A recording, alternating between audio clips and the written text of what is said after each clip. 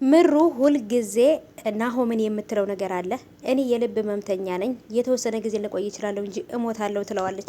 እሱም ደግሞ በተለይ ይህን ሞት የሚባለው ነገር ናሆም መስማት አይፈልግም። ሰኒን እንግዲህ አግቢ፣ ፍቅረኛ ያዢ፣ እስከ መቼ ነው እንደዚህ እየጠላሽ ፍቅርን የምትኖሩ ብለው እየመከሯት ነበረ።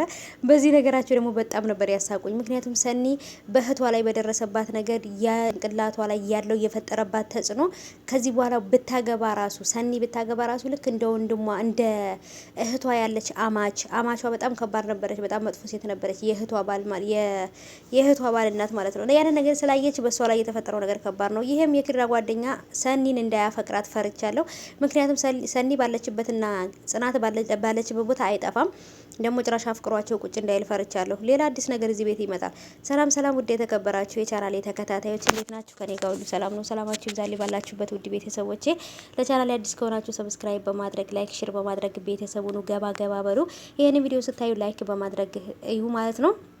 እና ውዶቼ እንግዲህ በተለይ ደግሞ ሰኒና ክብሮም ሰኒና ክብሮም ያሉበት ፓርት ላይ በጣም ነው የምስቀው ነው ማለት ነው። ምክንያቱም እሷም እልህ ይዟታል፣ እሱም ደግሞ እልኋን ያስጨርሳታል ማለት ነው። እሷም ደግሞ በቃ ልክ ይሄ እንትን የለም ቋሚ ጠብ ማለት ነው። ቋሚ ጠበኛ ሆነዋል ማለት ነው። ሰኒና ክብሮም ካሉ ቤት ውስጥ በቃ መጨቃጨቅ ነው። በቃ ልክ ባልና ሚስት በሏቸው። ባልና ሚስት ራሱ እኮ እንደዚህ አይጨቃጨቅም እኮ እና ልክ እንደ ሚስት ከውጭ በገባው ቁጥር መጨቅጨቅሽን አቆሚ ምናምን ብሏል ክብሮም ማለት ነው።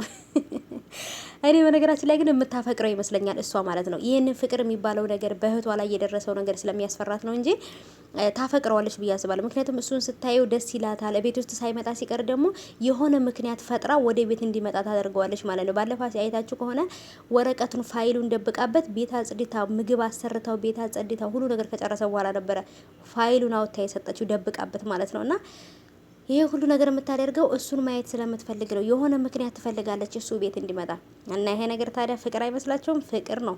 ያው ግን ሴት ልጅ ናትና መገልጽ አትፈልግ ነው፣ ወይም ደግሞ ያለባት ተጽዕኖም አለ ማለት ነው። እና ምሩ ደግሞ ናሆሜን የልብ ህመምተኛ እንደሆንኩ ታውቃለህ፣ ስለዚህ መሞት ግዴታ ነው። ይሄን ነገር ደግሞ አምነህ መቀበል አለብህ። ያለዛ ይሄን ነገር አሁን ነው አምነህ ካልተቀበልክ በኋላ ላይ ትጎዳለህ እያለች ለናሆሜ ትነግረዋለች። ናሆሜ ደግሞ ምሩ ትሞታለች ወይም ሚስቴ ትሞታለች ብሎ ማሰብ አይፈልግም። ሁሉም በሰዓቱ በጊዜ ይሆናል ብሎ ነው የሚያስበውና ሰኒ ደግሞ የስራዋን ይስጣት። ሆነት ይሄ ልጅ በቃ ክብሩ ሲያጸዳ ቤት ሲጠርግ ምናምን ብታዩት በቃ ቆንጆ ባለሙያ ሴት ነው የሚመስለው ማለት ነው።